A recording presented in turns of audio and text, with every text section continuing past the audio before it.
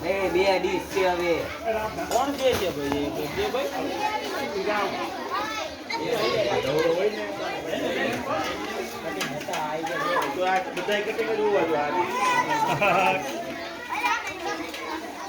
ભાઈ લઈ તો ધ્યાન રાખ